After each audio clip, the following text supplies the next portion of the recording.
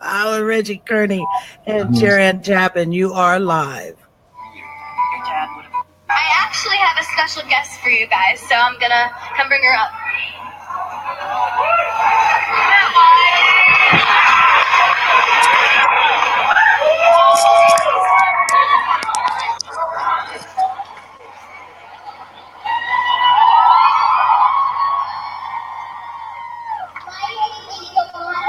Renee King, granddaughter of Martin Luther King and Perez King.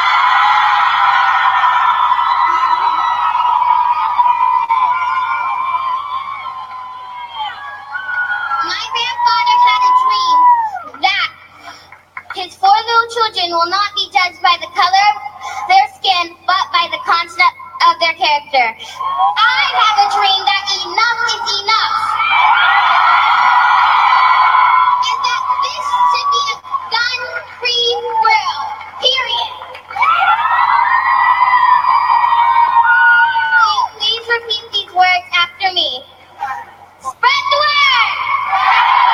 Have you heard? All across the nation. We are going to be a great generation.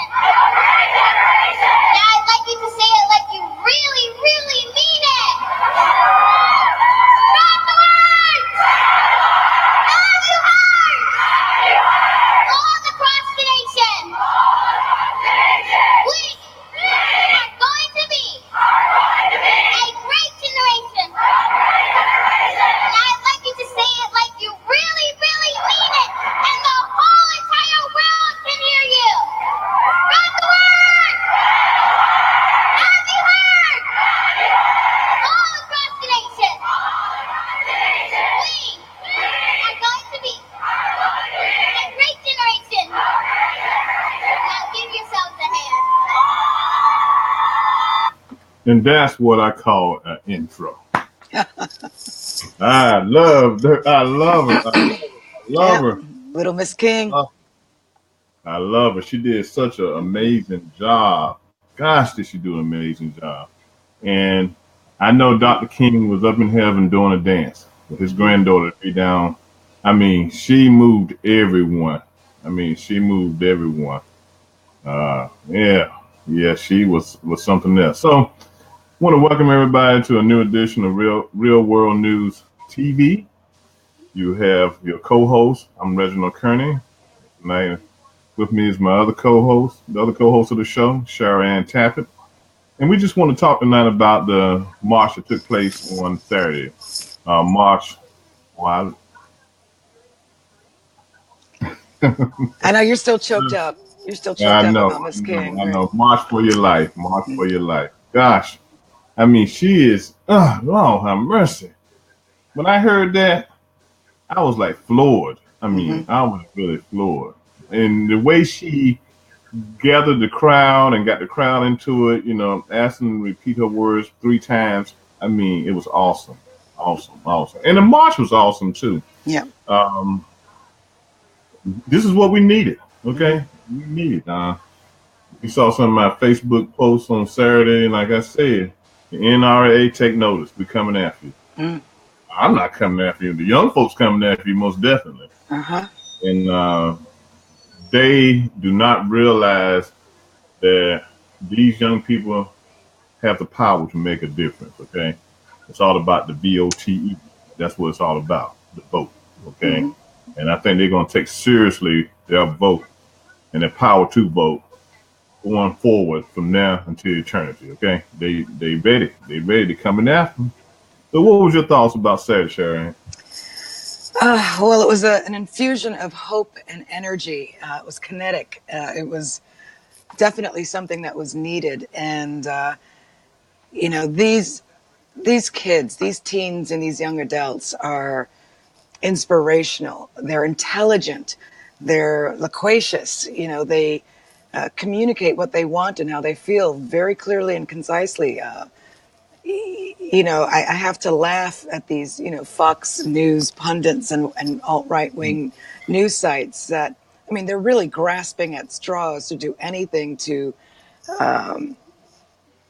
minimize and dismiss the voices of, hundreds of thousands of youth in America. And I was happy to say it was a somewhat diverse crowd as well. I was very proud and very hopeful for the first time in the last year to see that so many kids are conscious, that they're aware of so many of the problems that exist in society today. And granted, the impetus of this have been the shootings that have been happening in schools over the last 15 years, and increasingly more and more with more frequency. And they're focused on, having their voices heard by Congress and their local elected officials to try to implement some change. And these pundits are doing everything they can to demonize these kids. They should be in school. They should be in social studies. Well, you know what? These kids are actively taking part in the political process. They may not be able to vote yet, although many of them will be able to vote, within months or within next year.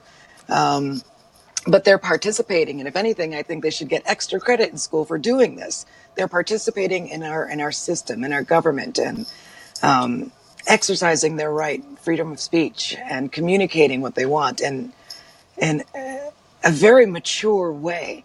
And what's so short-sighted about Fox News and all of these right-wing alt-right sites is that they're being so short-sighted. These kids aren't going to disappear. Hopefully, the positions that they're taking now and the fervor that they have now will carry through for a number of years to go. But they are the future. There's no denying that. These old men at the NRA and other organizations, they're going to die out. They're going to retire. They're going to go away. These kids are here to stay. They're the ones who are going to be voting in upcoming elections and for elections for the next 30 years. To dismiss them out of hand right now is incredibly short-sighted. It is very, very true, very true. And the comment that Rick Santorum made. Oh, I mean, these dudes are stupid. Okay. Yeah. I mean, come on, man. Yeah. I mean, these guys are stupid. Making comments like that. The whole, why are they looking to say, it's like they want to argue both sides of the fence. On one side, they're going to say they're children and therefore their opinions are invalid. On the other side, they're saying they're looking for someone else to solve their problems. Well, if they're children, who else is going to solve their problems but adults, and adults in power, adults who have the opportunity to vote and change legislation and institute reasonable and sensible gun legislation. No one is saying take away all your guns. The fact of the matter is, let's call a spade for lack of a better metaphor. These gun-loving doomsday preppers are a minority in this country. That's just a fact. And they fetishize these weapons, these AK-15s and semi-automatics or whatever you want to call them. I am not a gun aficionado and I don't pretend to be. But at the end of the day, I think they fetishize a day when they can have armed insurrection. That's why they're stockpiling. They want there to be they want a race war or a class war. They want an opportunity to fight against the government, like the Bundys tried to do. It's not about the Second Amendment. It's not about protecting their home. A handgun can kill somebody just as well as an AK-15. You don't need that to protect your home. You certainly don't need that to hunt. And the fact that they're not listening to, I guarantee you, if any of their kids had been shot in these schools, they'd be doing one of two things: either surrounding the schools, with their weapons, or they'd be crying for legislation. On the one hand, you say that it's not a gun problem, it's a mental health problem. But then on the other hand, you eliminate regulations that would make it difficult for people with mental health issues to obtain guns. But look, Bless you. It doesn't make a difference if because you take the congressman that got shot at the softball field last year. It doesn't bother him. It's mental illness to him. We don't need to do nothing with the gun laws. You would think after he got himself shot up that he would be running back to Capitol Hill trying to change the gun laws. No. These Republicans are so stuck on the Second Amendment, it's a shame, okay? They just actually stuck on stupid. when it comes to it. Okay, they do not want to let go of it. Okay, Yeah. And it's sad. Yeah. I want to look up something, and so the comments. If you listen to comments made by that so-called spokeswoman for the NRA, making disparaging remarks about the kids. Okay. Oh yeah, calling them You know, Nazi youth and whatnot. yeah, yeah. I mean, that's their reaction. Their way of handling things is to continue putting fear into the hearts and minds of these idiots that want to believe that the government is coming after their Second Amendment rights. Mm-hmm. Remington Guns is now in gun manufacturers now in bankruptcy. Okay, this is the reason why. When Trump came into office, gun sales went down. These gun-loving, gun-toting idiots didn't believe that they felt like Trump wouldn't come after the guns. But when Obama was in office, gun sales spiked because these gun-loving idiots felt like Obama was going to come after and take the gun. How are you going to violate the Second Amendment, okay, or any amendment of the Constitution, okay? That's not going to happen. Well, they're running around scared they're going to lose their guns. Well, it was also I mean, look, they had so much fake news going around Breitbart and InfoWars. I remember reading articles about saying that Obama was creating a black militia and that there was a race war was imminent. I mean, so this is another reason why gun sales skyrocketed under Obama. But, it's just so completely and utterly hypocritical. They're calling these kids Nazi youth. Meanwhile, as if that's a bad thing, which it would be. But then when actual neo-Nazis were marching in Charlottesville, they didn't say anything. They had nothing but good things to say about these people. They're nice people on both sides of the fence. Yeah. Look, Trump didn't say nothing about them.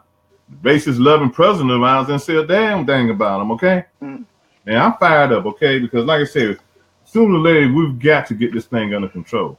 And, the youth did a great job at it, Yeah. Yeah. And, when you look at other protesters, like anti-abortion protesters, fear is a really easy thing to capitalize on and create a brush fire over, right? So you've got the fear of people taking away your guns. You've got the fear of elimination of the Second Amendment. You've, with the anti-abortion protesters, they'll hold up these gory, gruesome posters, and I won't even go into detail to describe them, but anything to manipulate an emotional response. And rather than have an intellectual discussion about it, they pull at the heartstrings with all of these fake horror stories about Planned Parenthood selling, embryos or fetal tissue or what have you. But what I was really proud about these kids is that they did not use that. They could have easily held up posters of their bloodied body, the pictures of their friends' bloodied bodies in the halls of the schools. I mean, there's ample ammunition for that type of imagery, but they didn't go there. It was a very positive march with a positive message, and you'd see some of these gun-loving idiots showing up there with their AK-47s as if to intimidate these kids. It's like you're missing the point. Your kids are at risk at school. Your kids are at risk at school, and you're so busy hugging your gun and trying to find a biblical reference to justify it. Some right-wing priest posted today that I think that Jesus would have supported the Second Amendment. I mean, it's just they're stretching the imagination in every which direction possible to make an argument that their right to own a gun is stronger than the kids' rights to protest and march and speak their mind, against the majority of Americans who don't think that civilians, including members of the army and the military, who don't think that civilians should have military-grade weapons. It's ridiculous. And I go back to my original point. The only reason why they want these is because they dream of an insurrection. Like this is some kind of video game. And there'll be a Rambo hero at the end. It's absurd. It's ridiculous. Well, they say it's like 5 to 10 million AR-15 rifles out there, in the homes right now. That's a lot. a lot of weapons are out there right now on the streets and stuff, and they need. Well, but this is the thing. At one time, there was a ban on assault weapons. After the Taliban and other incidents happened, and then Republicans got control of the House and Senate, so they decided to repeal that. It should never been repealed because, like, they had a commercial that was running Saturday from veterans for don't quote me, but I think it was veterans for sensible, sort of like sensible gun laws and stuff, and they were just talking about how those weapons are similar to the weapons they used in war. Mm-hmm. That's their purpose. That's why they were created. If you listening to the march on Saturday, one of the doctors, I believe one of the doctors in Florida, she made a statement that with an AR-15, well, most bullets, if you shoot using a pistol or a handgun, most bullets just go into a straight line and go through your body. Okay, but because of the velocity and speed of an AR-15 bullet, it tears the insides up. So she was talking about how she opened up one patient who deceased, and there was nothing left for the insides because of the speed and velocity of that bullet. It had shredded everything on the inside. Maximum damage. That's what it's for. Yeah. And so, but these gun-toting, gun-loving, Second Amendment-loving idiots think it's a need for AR-15. Yeah. Okay. I mean, come on now. It's it's funny. We criminalize, or we think poorly on warmongers who sell weapons to other countries during times of strife, but we don't think twice about allowing the NRA to do the same thing within our borders, and their ability to influence legislation is mind-boggling. Absolutely mind-boggling. They're being able to do that because of the power of money. Okay, you look at Mark Rubio. Okay, the money he's gotten from the NRA. Is he gonna say anything bad about the NRA? No. If someone in his family gets killed by AR-15, he's gonna say anything about the NRA? No. I mean, you talking about 3 million plus dollars he's gotten from the NRA? No, come on now. They bind their influencing. They're buying influence on Capitol Hill. Yeah. Yeah. And these guys are lockstep and barrel. But I think it's going to be some upsets in the midterm. Mm-hmm. Some of these gun-toting, gun-loving NRA politicians, and they're going to say, wait a minute, we've got to change. Okay? The kids are going to force them to change. And no, they say they're coming after them. And I think if Marco Rubio doesn't lose his election this year, he can be wearing Depends when he finishes the election, okay? Because that's how close he's going to come to losing. Mm-mm. And like I said, it's a groundswell of people out there want these guys to take a seat. It's so interesting to me that you can say that children are old enough to be tried as adults and put in jail, but they're not old enough to voice an opinion on sensible gun legislation. We want our kids to be intelligent and active members of society, and when they do that, they're demonized. It's just, I guess the one thing, look, these crowds at the marches were predominantly white. I mean, they were diverse, but they were predominantly white. And I do find it somewhat heartening to see that the alt-right is as willing to demonize them as they would Black Lives Matter. So their hatred of what they perceive to be the liberal agenda is greater than, I guess, their racial hatred, or equal to.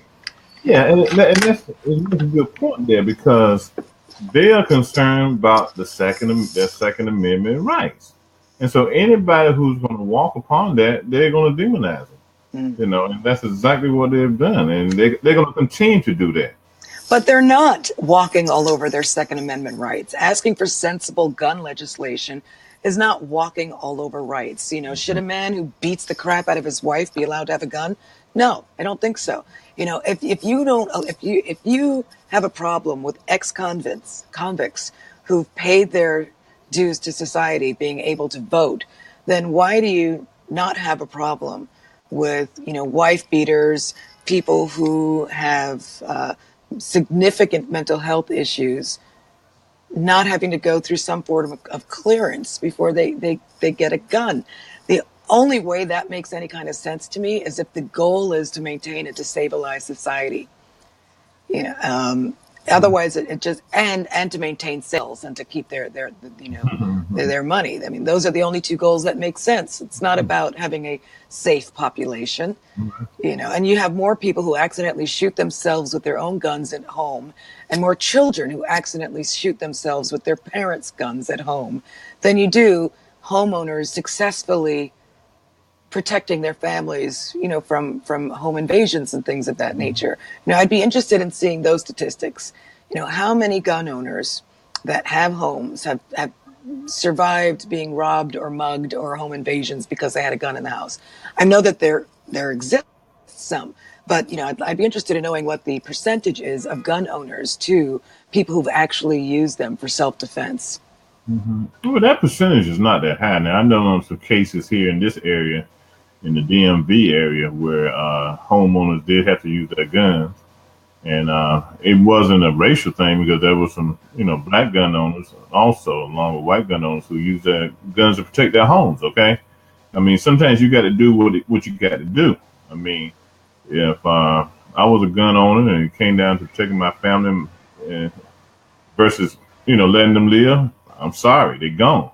Yeah, but you know what? I mean, the whole notion of protecting the Second Amendment is complete and utter bullshit, because if the NRA were genuinely about that alone, and our ability to protect ourselves as citizens, then every instance where somebody shoots somebody who they thought was breaking into their home or used it in self-defense, the NRA would subsidize the costs for their legal defense. Yeah. Well, You most know, times, it doesn't end up in them having to go to court, you know, but they have used it as part of publicity to show that, you know, that's the reason you need to have guns in your house. Not just they didn't come from the angle where it was a robbery being attempted or something like that. Their thing was, oh, they need to protect themselves, and that's all they're talking about. You know, not the point that the person's house was being invaded. You know, so they pick and choose on how they want to promote this whole thing. You know, how they want to put those individuals in the light to be seen. it's just like Trump, you know, advocating violence at his rallies and Yeah. saying that he'll legally defend somebody, and then he doesn't. You know, Yeah. so, you know, they sell all these guns, they promote violence, they promote the notion of, you know, the wild, wild west and sorry, New York, and vigilantism, but then they don't do anything in the aftermath. You know, Right. there's no responsibility whatsoever. So they just kick all this dust up in the air, sit back and watch the chaos, and they have no accountability whatsoever. Right. They Um, don't. They you don't. know, I mean, even when the guy who's supposed to be president of this country decided he wanted to make some changes, but the NRA pulled up at the White House at late night and had a late night meeting with him. The next day he comes back, you know, doing a two-step. You know, because they probably went in and said, look, if you want to win the next election to be president, which it isn't, you know, you need these people to vote. So don't go with making changes in gun laws. Okay, don't I do mean, that. meanwhile, he'd have more votes if he supported change. Yeah. Not that I want him to win, but if he were to if he were to, you know, flip the script and change his tune, Yeah. all those kids out there, a greater percentage of them, I mean, we're talking hundreds of thousands, Yeah. would vote for him. And I've got to believe that they outnumber the gun nuts in this country.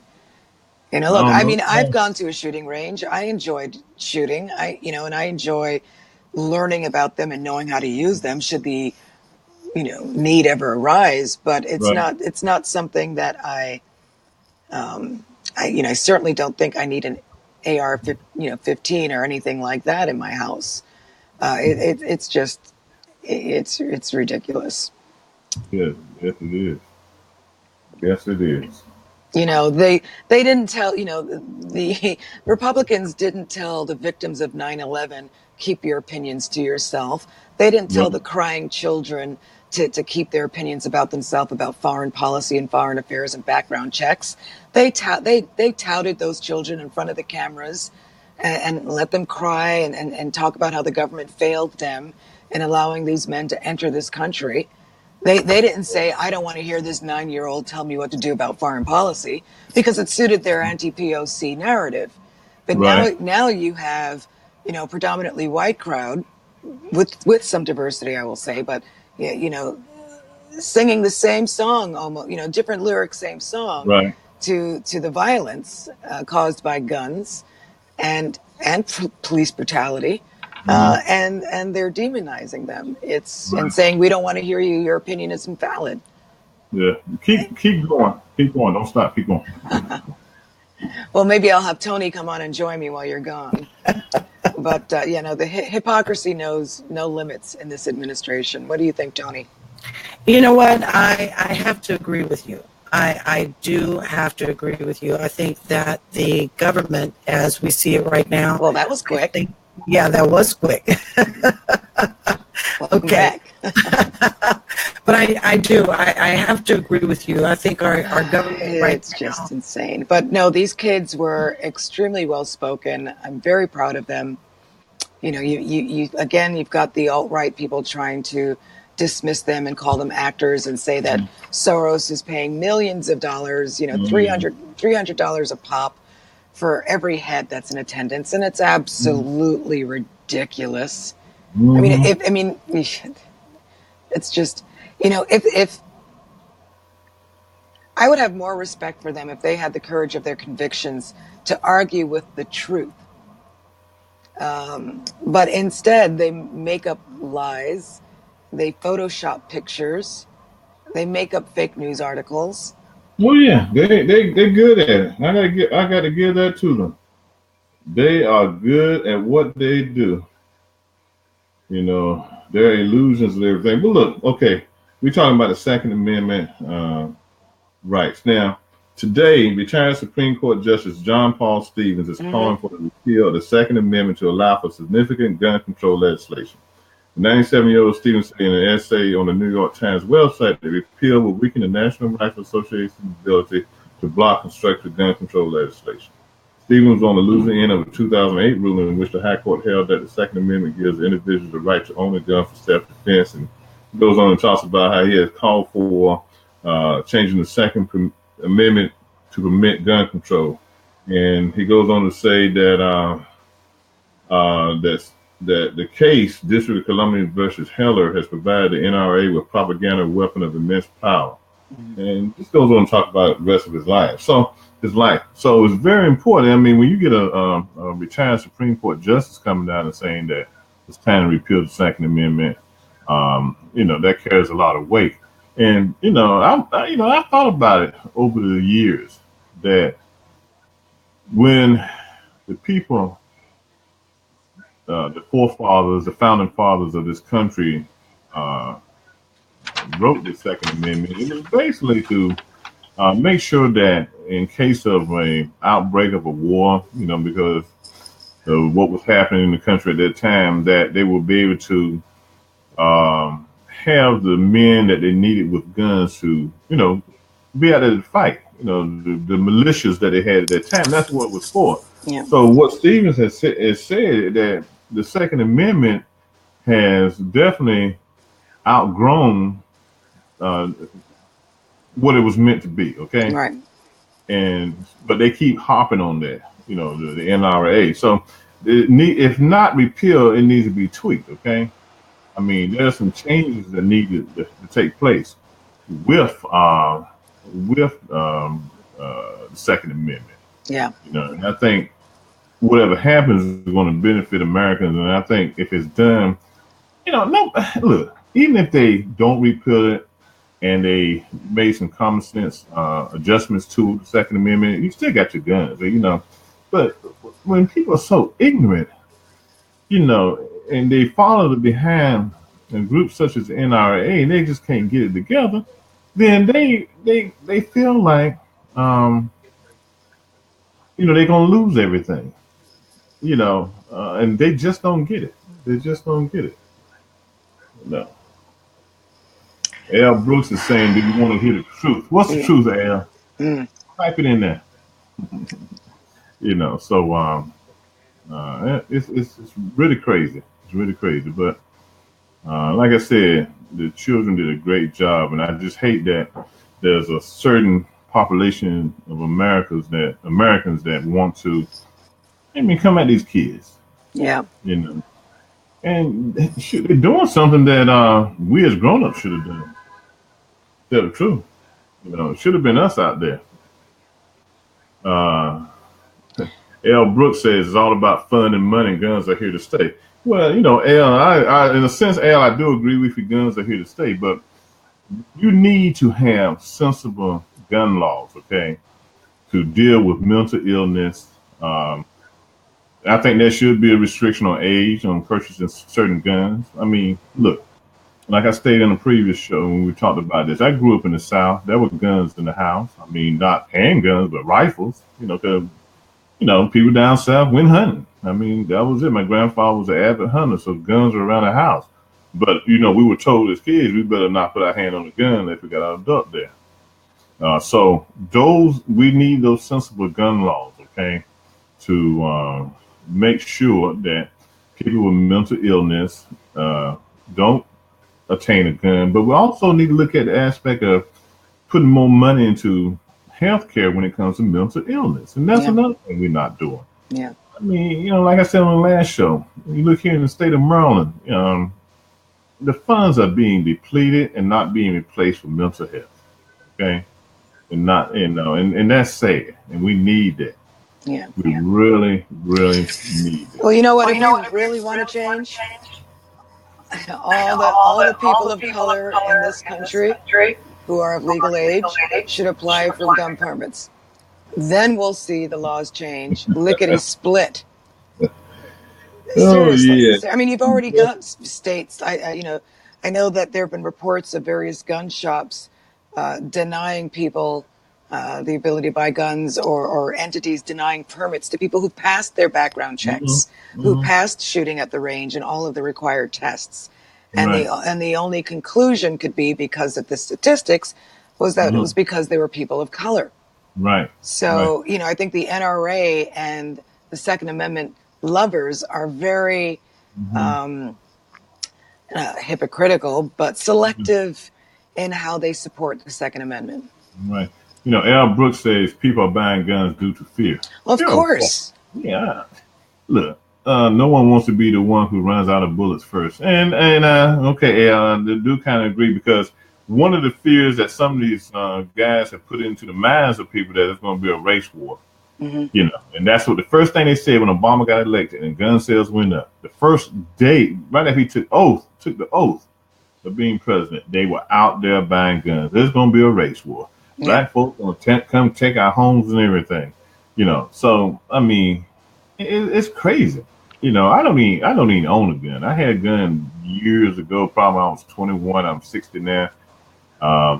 When I had my son was born, I just took the gun out the house. I mean, I just didn't want to end up having to be my son being a statistic, because I didn't take proper care in keeping the gun concealed and locked up in the house. So I just got rid of it. Have I thought about buying more guns? Yeah, I thought about it at times. But I just haven't felt the need to go out and buy one. Well, I know guys who are part of African Americans who are members of the NRA that have guns, but they're sensible gun owners, there, as he said, Al hit it on the head. There's a fear, and that fear mongering is fed and perpetuated by the media, by the NRA, by convincing us that everyone around us has a gun, and if we want to be safe, we need to have one too.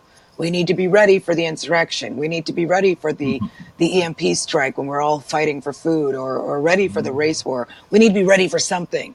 And for that to happen, we need to own guns, lots of guns and lots of ammunition. And it's infectious.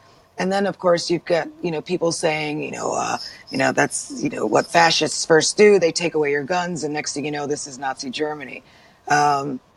England hasn't turned into Nazi Germany. Australia hasn't turned into Nazi Germany. Scandinavia hasn't turned into Nazi. Canada hasn't turned into Nazi Germany.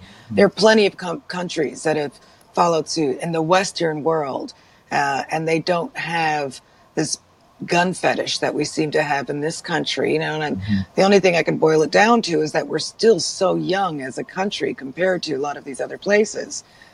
In a lot of ways, we bastardize everything, and we still need to grow up in many respects. Yes, we do. But I mean, I don't know. What we're gonna do here in America, like I said again, when the gun laws were laxed, and the Black Panthers came along, when the Black Panthers decided to take up arms and exercise their Second Amendment rights, then came the gun laws. Okay, to keep them down. Once the Black Panthers abandoned their mission because of outside forces beyond their control, the FBI mainly, then NRA pops up, gun laws change, and then everybody's got a gun. Somebody posted on Facebook page, if you want gun control, like you said earlier, all black men should go out and get a gun. Get a gun permit. I mean, I say that facetiously because I don't really want that to happen, because that might trigger. And, Al says it correctly. Like I said in the beginning, these are warmongers. The NRAs are the ones making the money. They keep stirring the pot and making us fear our neighbors. And, of course, gun sales go up and they're making the money. It's just a vicious, we're on this script and we can't get off. And until we take control of the narrative and change the dialogue and educate ourselves, get rid of the fake media, we're going to keep doing the same song and dance. Nothing's going to change. Yes. I'm looking at some articles here. I tell you, boy. The young man, David Hogg, he's applied to some of the UC schools out in California, and he wasn't accepted to the schools. I wonder if that was because of his involvement with the march, or the grades or whatever weren't there for him to do it. But for a lot of these kids that have stepped out, there's going to be some backlash on them. Which is ridiculous, because they're stepping out as citizens who have every right to voice their concerns. And then like this, Tony need to be on here for a minute to use a word that I don't use, but for this female GOP person from Minnesota that makes me itch. Y'all can figure out what that rhymes with. Okay. She appeared to, okay, here comes Tony. Stay away, Tony. Can I use the word bitch? Tony's itching now. Okay, I'm gone. Minnesota State Republican Mary Franson appeared to compare the March for Our Lives demonstrators, like you said earlier, to the Hitler Youth over the weekend in a series of posts on her since. And that's what these crazy white folks do, okay? That's what they do. Since she deleted her Facebook page, according to the Star Tribune out of Minnesota. That's what they do. They say what they got to say, and then as soon as duck and weave. Duck and weave. The Twitter account is gone and the Facebook page has been deleted. Yeah. Own up to it. If you've grown enough and crazy enough to do it, then leave it out there. Like I said, have the courage of your convictions. If you're going to say it and put it out there, then say it and stand by what your position. But they don't do that. No, they don't. They just run away from it. Duck and weave, like you said. No, look, like I said, these kids were awesome. The speeches were awesome. Yeah, and there weren't any fights. They weren't destroying property. They weren't ruining cars and starting, Molotov bombs and whatnot. Right. It was a civilized march, organized very well, and they're really stretching credibility by trying to find any which way to demonize these kids. It's going to backlash on them. It is, because you look at the comments, and like you said, Fox News and their comments, Uh, U.S. Today, a day ago, the Bubba March for Our Lives protesters dismissed by conservatives. Okay, uh, you know, March for Our Lives cost $5 million, $7 million left for lobbying. That's how much money they got. Then they start really digging. It's another headline here: rapper who performed at March for Our Lives was arrested on a gun charge. So, when you put yourself out for things like that, then you start, people start digging and trying to find out what you're doing. Yeah, yeah, and then the absolute ridiculous false equivalence when they make statements like, these Mhm. folks are marching to eliminate the Second Amendment, but they're being protected by police with guns. Hypocrites. It's not the Mhm. same thing at all. Yeah.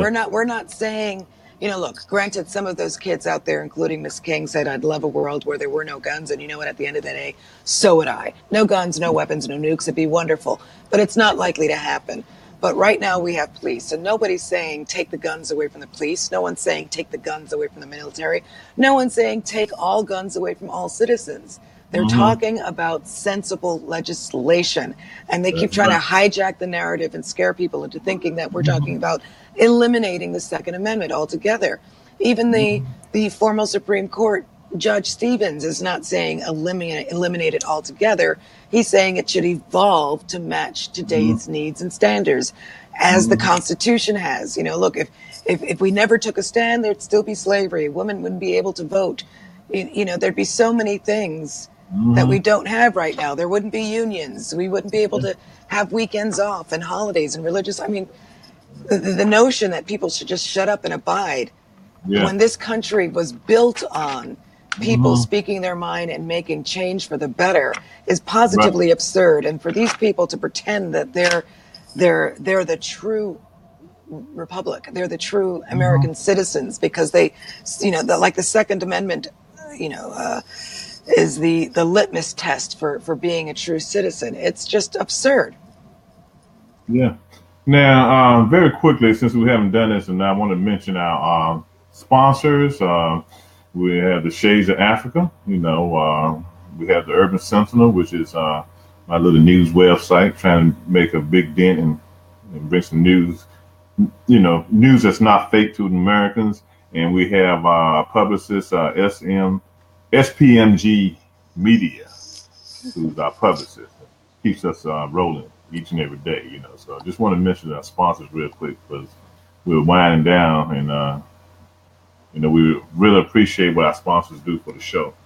As far as making sure we're able to bring a show on each and every week.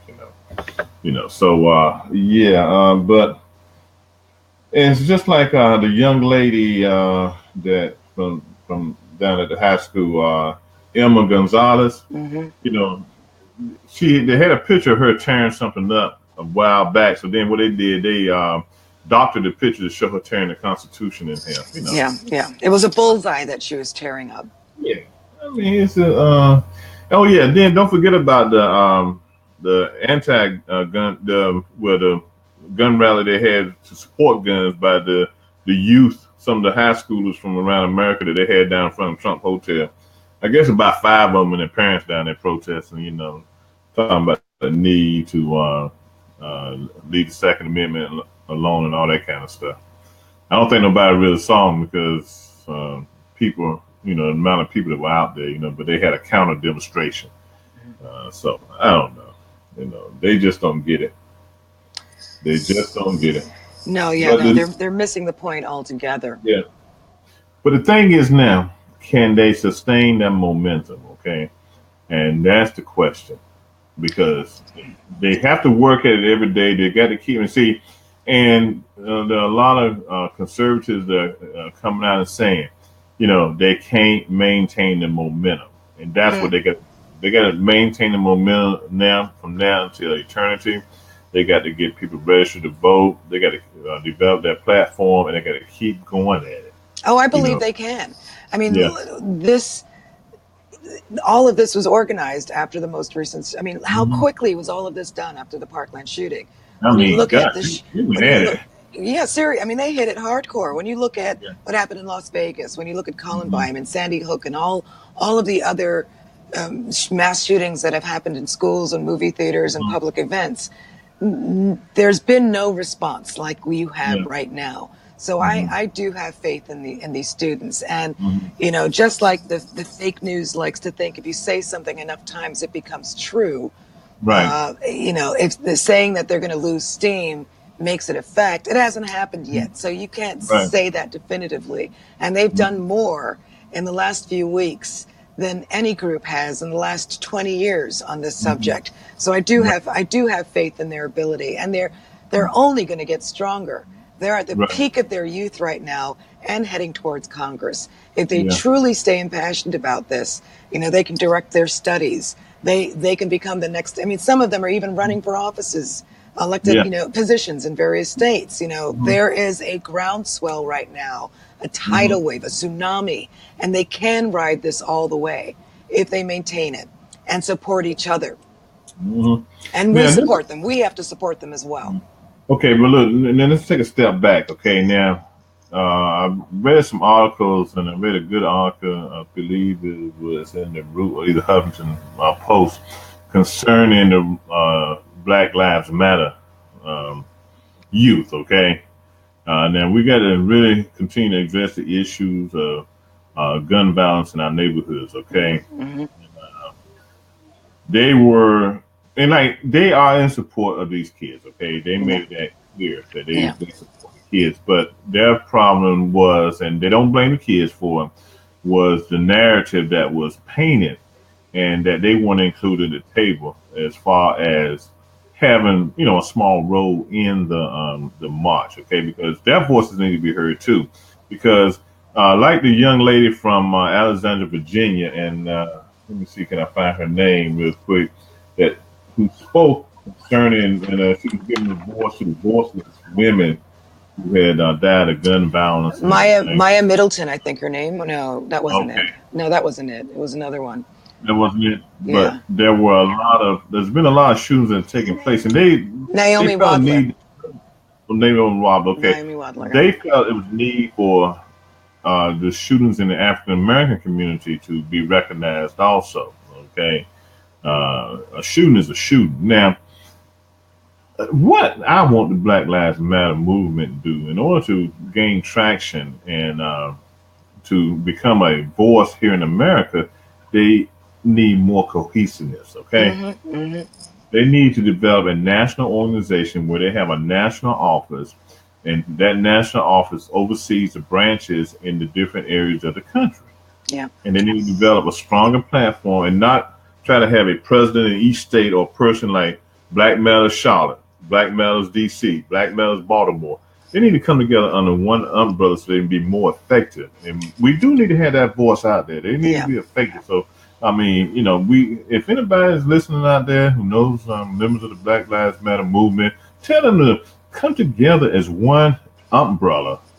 And that way they can solicit funds and build a war chest and help the March for Our Lives youth, make a difference, and they can come together. Well, the other thing too is they need articulate spokespeople to speak on their behalf, not just some average Joe Schmo in a T-shirt, because then the media can't usurp the narrative, because like you said, they've had no leadership. They've had, when you look at the splinter groups in the various states, the media takes a picture of somebody acting out in a T-shirt and calls them, the leader of the Black Lives movement, and that's just not the case. If they can get organized, like you said, and get intelligent leadership representing them, it's harder for the media to spin it, and control the groups when they have their marches, so that they don't have those few that act out and degrade the march by turning it into something it wasn't meant to be. We're not supposed to be bombing cars, and don't let people infiltrate the march that they're going to cause damage to public property or stores, because then that usurps the message completely. Yeah, and they need to be at the table. But they have to organize themselves in a way that they can be effective. Okay. Yeah. And there's some intelligent individuals working with them. young people that know what they're doing and where they're going, but they need to just come together. You know, they need to have a national Black Lives Matter convention and bring everybody around, and they don't need to fight about it. Look, decide on how they're going to organize themselves and organize themselves so they can be more effective out here. You know, and then, but something else too. Now I'm gonna call them out. Okay, now these millionaire donors and stuff that donated to the March for Our Lives movement, they need to recognize if the Black Lives Matter can get themselves organized into a group that's going to make things happen here in America, they need assistance from these same activists and millionaire money givers that gave money to them. They need to give money also to Black Lives Matter. Okay. Well, they will once there's If I some had a couple effective $1 million, leadership. if I had a couple $1 million, I'll pop it right on over there to them. Hey, but who are they going to give it to now? You know, once there's leadership, once there's a foundation and a Well, hierarchy that's and an obvious, organization, Yeah. you know. It's obvious. I mean, because you got Spielberg, and Oprah came out right off the bat, you know, and ponied up $500,000, you know. So I mean, it's obvious, you know, where it's going. You know, I think too, you know, my condolences go out to the families of the lost loved ones in these school shootings. But I think America was riding on that wave at that time. You know, we are feeling the pain. Okay, you know, I'm so thankful that my daughter is out of high school, doesn't have to go back to high school no more. Okay, you know, I had to worry about my grandchildren coming along, but I'm glad my daughter's out of high school because things are getting crazy in schools. Okay, Yeah. But like I said, we need to continue the movement, continue the momentum, but we need Black Lives Matter at the table also. Yeah, and you know, you remind me. Also, one of the talking points of the right is that the marchers are using the dead for a political talking point, and that is just such a fallacious, ridiculous comment. There And they are haven't it's a political situation because the NRA makes it political. It's a political situation because the NRA gives money to these elected officials who vote things, you know, who vote for, you know, not having sensible legislation on background checks and things of that nature.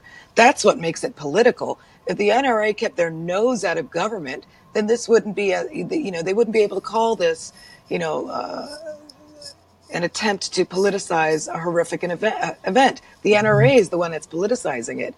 You know, we're just trying to use our voices to get legislation passed so that we can feel that our children are safe in school, that we're safe going to the movies, we're safe going to the grocery store, we're safe going to an outdoor concert.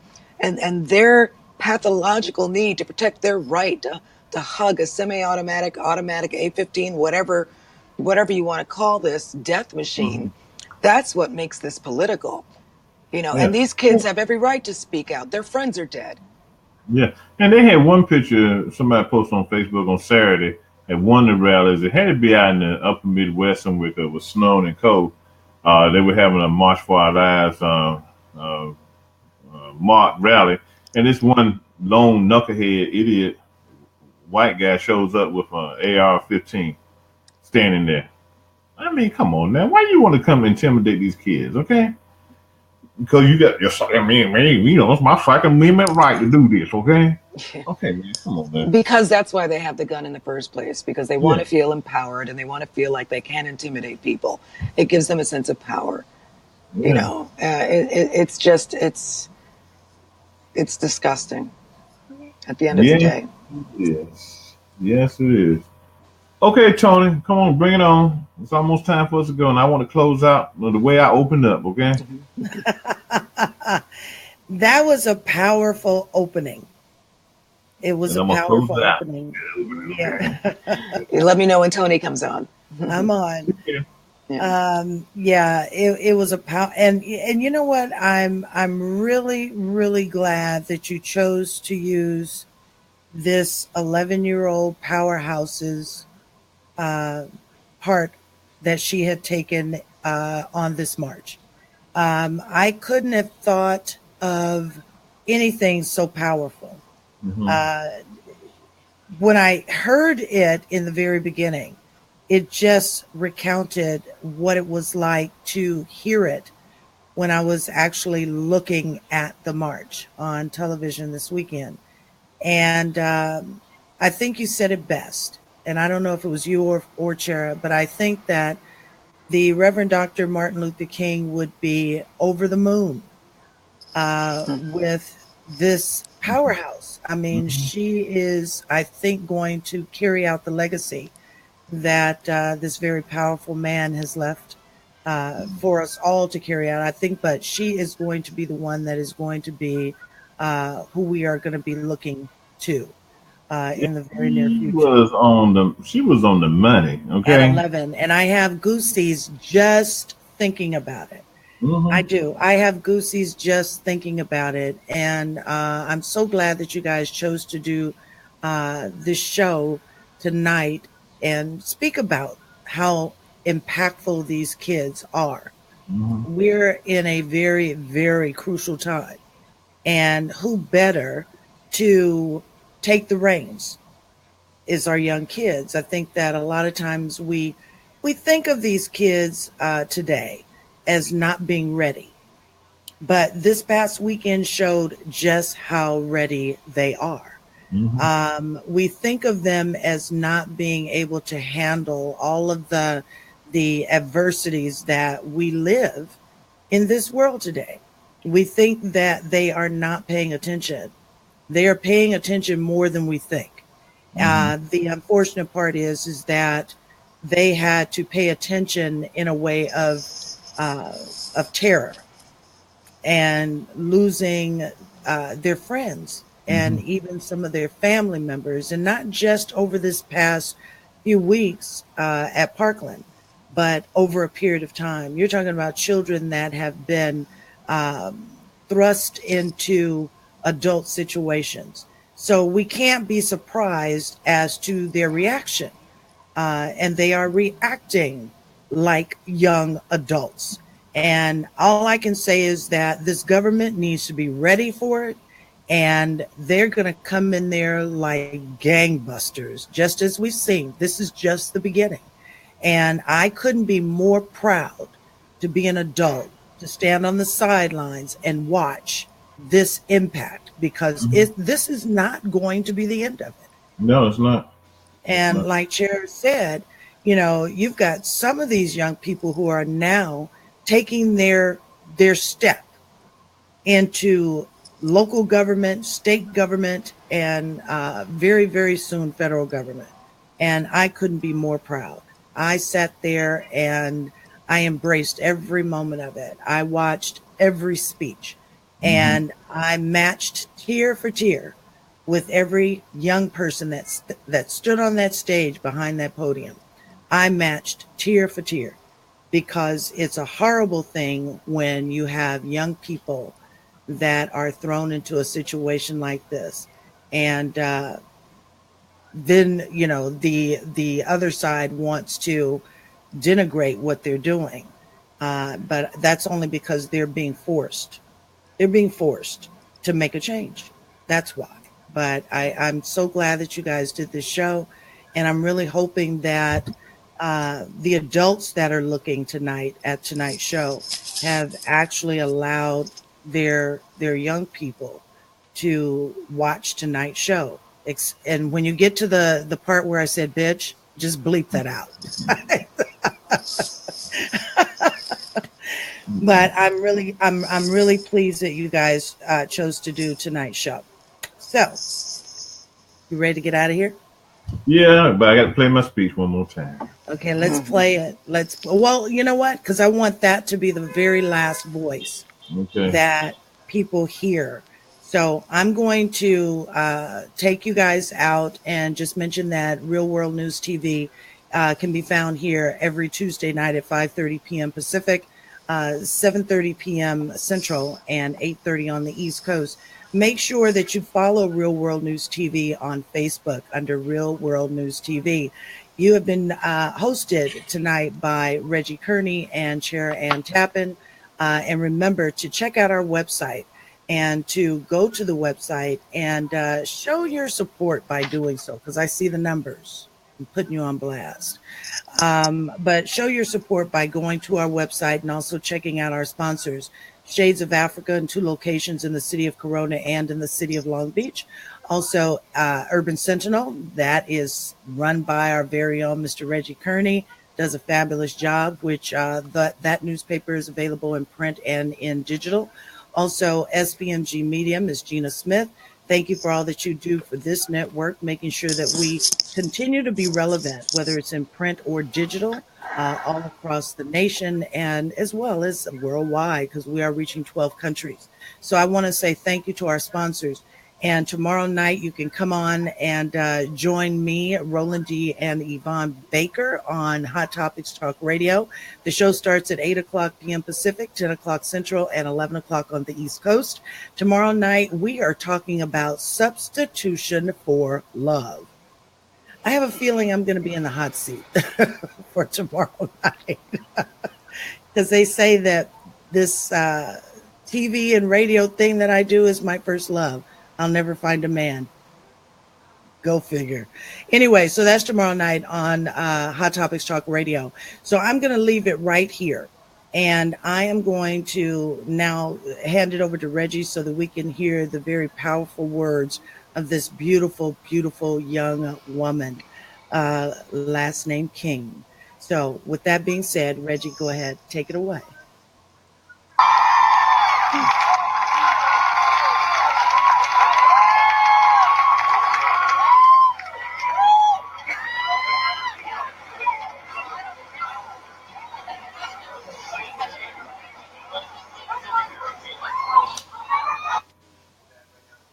My name is Naomi, and I'm 11 years old.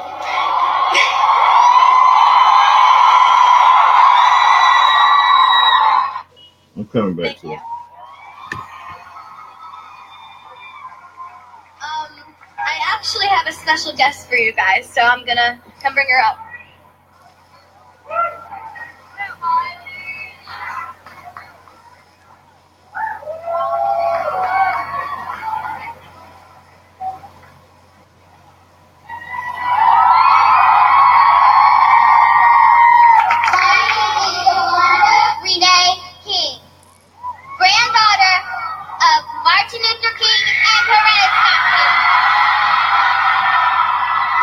Goosebumps. My grandfather had a dream that his 4 little children will not be judged by the color of their skin, but by the content of their character. I have a dream that enough is enough. And that this should be a gun-free world. Period. Please repeat these words after me. Spread the word! Let me heard! All across the nation! We are going to be a great generation!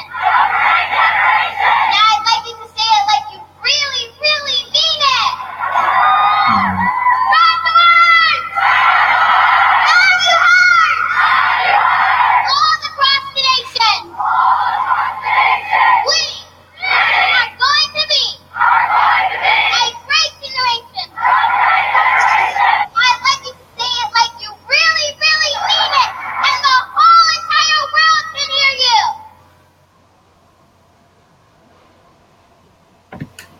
Yes, yes, yes. Good night, everyone.